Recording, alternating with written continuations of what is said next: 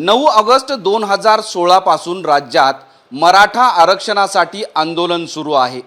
या आंदोलनाची धग आजही कायम आहे। पण मराठ्यांच्या पदरात काय पडलं असा प्रश्न कायम आहे। नेमकं आरक्षणाचं घोडं कुठं अडलं हा प्रश्न राज्यातील मराठा समाजाला पडलेला आहे आणि त्याच विषयावर चर्चा करण्यासाठी मी इथं उभा आहे। माझ्यासोबत मराठा समाजातील आंदोलक, तज्ज्ञ, सोबतच अभ्यासक आहेत। शिवाय या चर्चेसाठी मी सत्ताधारी शिवसेनेकडून आमदार संजय शिरसाट यांना निमंत्रित केलं होतं। त्यांनी येण्याचंही मान्य केलं होतं, पण ते आले नाहीत। सोबत शिवसेना उद्धव ठाकरे गटाचे शिवसेनेचे नेते चंद्रकांत खैरे यांनाही निमंत्रित केलं होतं, पण तेही आले नाहीत। बहुतेक त्यांना या प्रश्नासंदर्भात फारसं गांभीर्य नसावं, पण असू द्या। नेमकं महाराष्ट्रातील मराठ्यांना असं का वाटतंय की आरक्षण मिळत नाही, त्या संदर्भात चर्चा करणार आहोत या सगळ्यांसोबत। सुरुवातीला मी आंदोलनापासून घेतो आहे। बराड सर, 2016चं वर्ष आणि त्यानंतर राज्यात 58 लाखोंच्या संख्येनं मोर्चे निघाली। ह्या मोर्चाची संकल्पना काय होती, त्याची सुरुवात काय झाली आणि असं वाटलं होतं का की या मोर्चानंतर मराठ्यांच्या पदरात काहीतरी पडेल, आणि आत्ता नेमकं तुम्हाला काय वाटतं? खऱ्या अर्थाने 9 ऑगस्ट 2016चा मोर्चा हा कोपर्डीच्या बहिणीच्या भगिनीच्या संदर्भातला मोर्चा होता। मराठा आरक्षण हे त्याच्या अगोदरपासून 1982 पासून अण्णासाहेब पाटलापासून चालू आहे। त्या आरक्षणाची जी असणारी धग आहे ती खऱ्या अर्थाने या कोपर्डीच्या घटनेपासून 9 ऑगस्ट 2016 पासून आपली ती चांगल्या व्यवस्थित पद्धतीने सुरू झाली आणि त्या दिवशीपासून सगळ्यांनी ठरवलं की याबरोबरच आपण मराठा आरक्षणाचा प्रश्न आपण उठवला पाहिजे।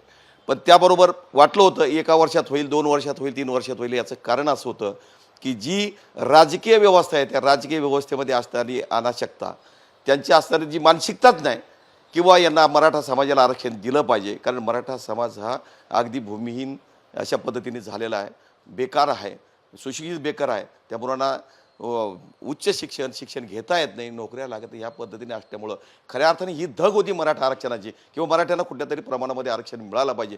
त्यासाठी संपूर्णपणे महाराष्ट्रामधून जो आम्ही इथं संभाजीनगरला जो मोर्चा या ठिकाणी सुरू केला होता 9 ऑगस्ट 2016ला, तर लाखोच्या संख्येने मोर्चेकरी या ठिकाणी आले होते। ती एकच उब होती, याच्या पोटामधली एक उबळ होती की मराठा समाजाची हे लेकरं उपाशी मरता, यांना काही ना काहीतरी असलं पाहिजे आपल्याला, आणि त्यासाठी आपण सगळ्यांनी एकवटलं पाहिजे। जनरल डायरने जो जालन्याला अशा प्रकारचा जालियनवाला हत्याकांड घडवला होता, त्या जालियनवाला हत्याकांडाची ही आम्हाला आज या ठिकाणी खरोखर आठवण आली। आणि जालियनवाला हत्याकांड करणारे डायर कोण कोण त्यांना आपण खऱ्या अर्थाने शोधलं पाहिजे। ही जी मानसिकता आहे ती मानसिकता या राजकारण्याच्या मनातून कशा पद्धतीने येते, मराठ्यांच्या विरोधामध्ये इतका कसा तिटकार आहे यांच्या पोटामध्ये की यांना का वाटत नाही की आम्हाला मराठ्यांना आरक्षण दिलं जात नाही। परंतु आता ती घेतलं जाईल।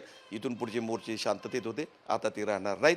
आम्हाला ज्या पद्धतीने मराठा आरक्षण पाहिजे ते मिळवल्याशिवाय राहणार नाही। सरकार प्रत्येक वेळेस चेंज होत राहतं। बघा तुम्ही ह्या 2-3 वर्षामध्ये ह्या 5 वर्षाचा कालखंड पाहिला तर प्रत्येक सरकार सत्तेमध्ये बसलं त्यांच्या स्वतःच्या स्वार्थासाठी ते सुप्रीम कोर्टापर्यंत जाता, रात्री दरवाजे उघडता आणि त्याचा पदरामध्ये सरकार पाडून घेता। आपण तसं मराठा समाजासाठी कुठल्याही सरकारने, फडणवीस सरकार असू द्या का शिंदे सरकार असू द्या का उद्धवसाहेब ठाकरे सरकारचं सरकार असू द्या, त्यांनी एकाने मराठा समाजाला फक्त त्यांनी पानं पुसण्याचं काम केलं। आजची जी परिस्थिती झाली आम्हाला वाटलं सर्व महाराष्ट्रभरात बंद झालेलं आहे। आज वाटलं तर कुठंतरी आज सरकार निर्णय घेईन, कुठंतरी आम्हाला कुणबी सर्टिफिकेट इश्यू करेल, पण आजही तसं काही झालं नाही। पुन्हा एक महिन्याचा टाईम बॉन्ड मागितलेला आहे। मला सांगा, असं एक महिना करूच नाही, 7 वर्ष व्हायला घातली आणि अजून अशी किती वर्ष व्हायला घालणार याचा काही नेम नाही, म्हणून आम्ही या सरकारचा जाहीर निषेध करतो। आरक्षण टिकवण्यासाठी वेगवेगळे रिपोर्ट्स तिथं द्यावे लागतात किंवा तशा पद्धतीनं राज्य सरकारकडून ती मांडणी करावी लागते।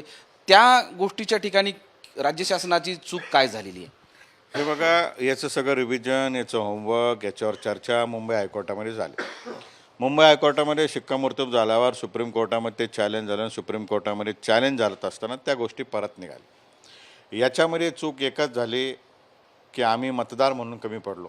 त्याच वेळेस आम्ही एखादा निर्णय घेतला असता, एकाच व्यक्तीला जर सत्तेवर बसवलं असतं तर हे घडलं नसतं। तांत्रिक अडचणी आहेत, मी परत सांगतो की सुप्रीम कोर्टामध्ये निर्णय बदलले जातात, त्याच्यासाठी प्रोसिजर्स आहेत। 2 बेंच, 5 जणांचे बेंच, 7 जणांचं, 9 जणांचं, 12 जणांचं, 17 जणांपर्यंत बेंच। हे सगळं असताना राजकीय नेत्यांची जर इच्छाशक्ती असेल तर हा निर्णय लागू शकतो. आणि मी जबाबदारीने सांगतो, या राज्यामध्ये जे जे चेअरवर बसलेले आहे, सत्तेत किंवा ऑपोजिशनमध्ये, यांचे सर्वांचे संस्था आहेत, कारखाने आहेत, सूतगिरण्या आहेत, शैक्षणिक व्यवस्था आहे, यांचे सर्वांचे न्यायालयामध्ये प्रकरण चालू आहे. यांच्या घराबाहेर वकिलांची लाईन असते. त्यामुळे न्यायालय काय असतं यांना फार चांगलं माहिती आहे. फक्त मराठा आरक्षणाचा विषय आला तर न्यायालयाची भाषा सांगता, तांत्रिक अडचणी सांगता. मला एक प्रश्न विचारायचा आहे, यांचे स्वतःचे ज्यावेळेस संस्थेचे निर्णय, सरकारचे निर्णय, किती निर्णयाच्या विरोधात हे पुढच्या न्यायालयात गेले की नाही गेले, युक्त्या करून परत लढले की नाही लढले, हा प्रश्न माझा साधा प्रश्न त्यांना आहे. पण मध्ये 2017-18 या वर्षामध्ये राज्य मागासवर्ग आयोगाची स्थापना करून सर्वेक्षण केलं गेलं होतं आणि सर्वेक्षणानंतर ते सगळे डॉक्युमेंट्स ते सुप्रीम कोर्ट हायकोर्टापर्यंत ते गेलेले होते. तो काही बेस गृहीत धरला नाही सुप्रीम कोर्टामध्ये. नेमकं तिथं काय अडचणी आल्या आणि आत्ता ह्या सगळ्या गोष्टीची काय स्थिती आहे? आता सध्या आपण पाहिलं असेल की रिव्ह्यू पिटिशनच्या माध्यमातून जेव्हा शासन त्या ठिकाणी मान्य न्यायालयात गेलं, मी स्वतः राज्य शासनाकडे एक पत्र दिलं होतं की रिव्ह्यू पिटिशनमध्ये आणखीन काही केस लॉ ॲड केल्याच्याशिवाय तुमची फिजिकल हिअरिंग तिथं होणार नाही.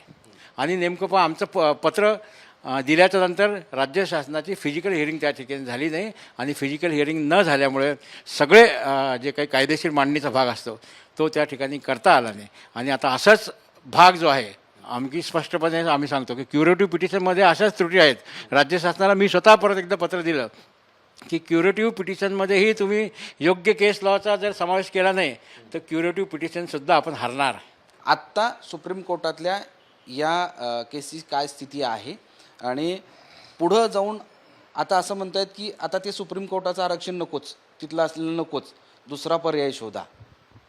हे बघा, असो नसो, हवं नाही हवं, ह्या मी काही भाजीपाला खरेदी करायला निघालो नाही. संघर्ष आहे, 42 लोकांचं बलिदान आहे, हायकोर्टची एक्सरसाइज संपलेली आहे, सुप्रीम कोर्टचा लढा झालेला आहे. पण जर काही मिरॅकलची अपेक्षा असेल आणि राज्य सरकारला गॅरंटी असेल की क्रिएटिव्ह पिटिशनमध्ये आम्ही निर्णय घेतो तर ते जरूर करावं. पण असा कुठलाच कायदा नाही आहे की क्रिएटिव्ह पिटिशनला तुम्ही जर गेले तर खालची प्रक्रिया तुम्ही सुरू करू शकत नाही. दुर्दैव असं आहे की 14 महिने झाले उद्धव ठाकरे साहेब मुख्यमंत्री असताना आमचं आरक्षण गेलं आणि आज एकनाथ शिंदे साहेब मुख्यमंत्री. या 14 महिन्यामध्ये साधं एकही पाऊल आरक्षणासंदर्भात उचलण्यात आलेले नाही. त्यांनी सुपरन्युमरी केले, आम्ही त्यांचे आभार देखील मानले. सुपरन्युमरीचा वापर केला, डेअरिंग केली, डेअरिंग आज मुख्यमंत्री होते. पण प्रश्न काय आहे की जर आज मुख्यमंत्री महोदय समोर येऊन सांगताय की मराठा समाज मागासलेला आहे, हे सिद्ध करायचं आणि मग पुढचा निर्णय घ्यायचा, तर मग मला त्यांना 2 प्रश्न आहे. मराठा समाज मागासलेला आहे हे सिद्ध कसं होणार? याच्यासाठी तुम्ही नवीन आयोग नेमणार का? या आयोगाला सांगणार का? तो नवीन रिपोर्ट करणार का? तो रिपोर्ट किती दिवसात येणार? आणि याच्या पलीकडचा माझा प्रश्न आहे, जर तुम्हाला नव्याने आरक्षण द्यायचं आहे आणि जर का त्या आयोगाने आम्ही मागासलेले म्हणून शिफारस केली तर तुम्ही आम्हाला ओबीसीमध्ये आरक्षण देणार का? प्रश्न असा आहे की जर तुम्ही रिपोर्ट नवीन घेणार असाल, प्रक्रिया नवीन करणार असाल, तर ते रिपोर्ट तुम्ही तत्वतः स्वीकारणार का रिपोर्ट पूर्णतः स्वीकारणार? आणि याचा टाईम टेबल काय असणार?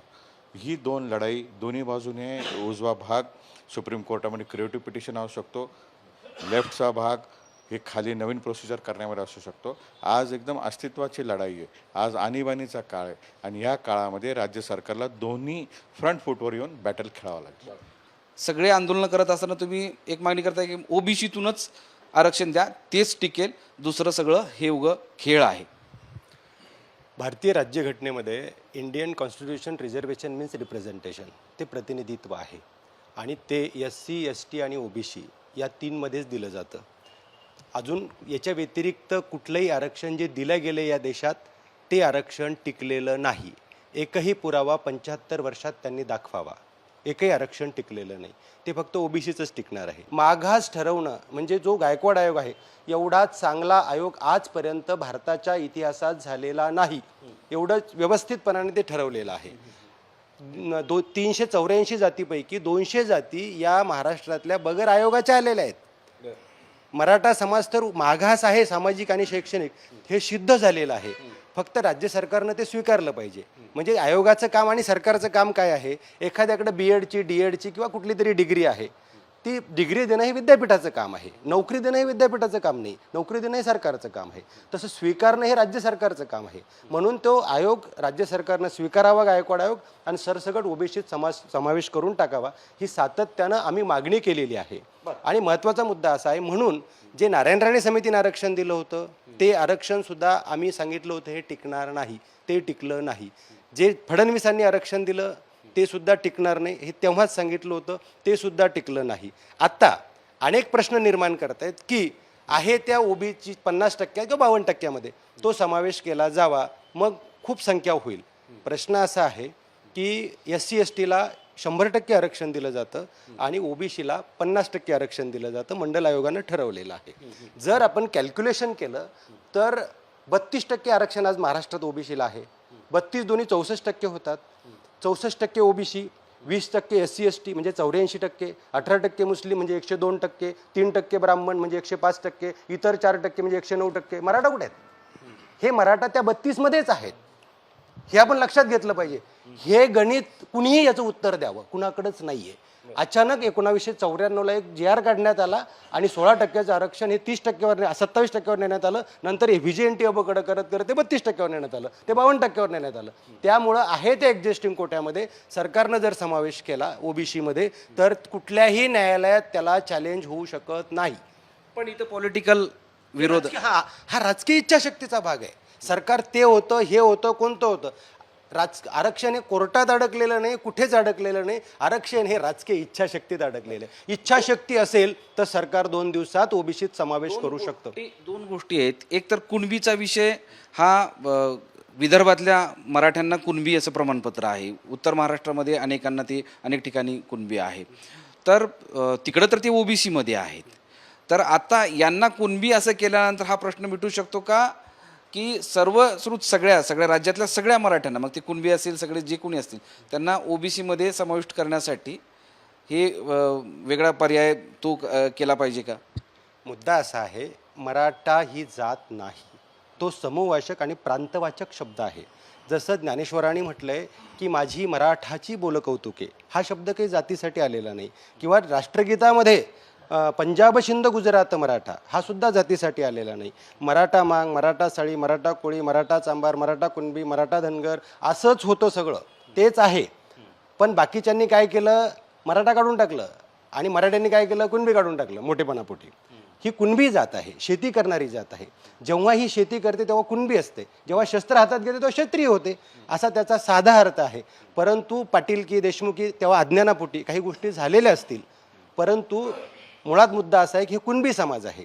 माळी समाज हा बागायत शेती करणारा समाज आहे. सोनार समाज, तेली समाज हा त्या काळात सामाजिकदृष्ट्या मराठ्यांपेक्षा पुढारलेला होता, कुणब्यांपेक्षा. तुकाराम महाराजांनी सुद्धा म्हटले, बरंच झालं देवा कुणबी झालो, नाही तर दंभेची असतो मेलो. म्हणजे तुकाराम महाराज स्वतःला कुणबी म्हणून घेत होते. शिवाजी महाराजाचा राज्याभिषेक नाकारला, ते कुणबी होते, शूद्र होते असं त्यांनी म्हटलेलं आहे, म्हणून नाकारला गेला. शाहू महाराजाचं योधयुक्त पुराणोक्त प्रकरण झालं, त्याचीही कारणं तेच होती. खोलेबाईपर्यंत आत्ता मराठ्यांना म्हणतात की आमच्या मंदिरात पूजा, म्हणजे अजूनही मराठ्यांना सामाजिकदृष्ट्या किंवा शैक्षणिकदृष्ट्या हा समाज मागासलेला आहे. आणि एकंदरीत जेवढी टक्केवारी आज मराठा समाजाची महाराष्ट्रात आहे त्या टक्केवारीचं तुम्ही कॅल्क्युलेशन करा, किती प्रतिनिधित्व मिळालं आहे. तुम्ही जर 32% म्हणत असाल तर प्रत्येक क्षेत्रात 32% प्रतिनिधित्व मिळाले का शिक्षणामध्ये? नाही मिळालेलं ना. म्हणून मला समाज हा ओबीसीतून आरक्षण मागतो. ती संविधानिक मागणी आहे, एकमेव आहे आणि तो घटनादत्त अधिकार आहे, दुसरा मार्ग नाही.